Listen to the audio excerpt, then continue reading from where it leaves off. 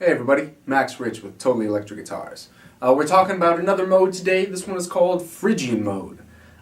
You might have heard this one, or heard of this one. Phrygian Mode, like all modes, are just basically a scale started on a note other than the root note. So if we're talking about the key of C major, then we're talking about that scale. No sharps, no flats, C, D, E, F, G, A, B, C.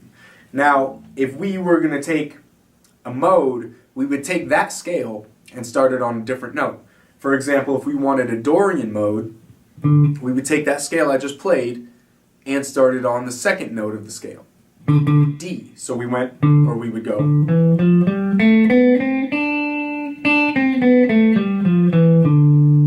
And that would be our D Dorian. If we were going to start on the third note of the scale, which would be E, now we're talking about Phrygian mode.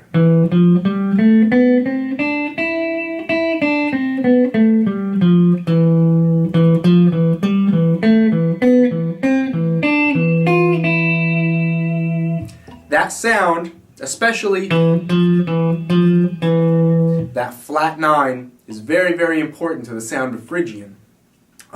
It's used sparingly. It's not like the most commonly used scale, but depending on what kind of music, it's used a lot in metal, and it's used a lot in Eastern music, also Spanish music. But the sound of it is very unique depending on what chord you put behind it, and the chord you put behind it really matters because it can create either a very dissonant, very haunting effect, or it can create sort of an atmospheric effect, depending on what it is you're looking for.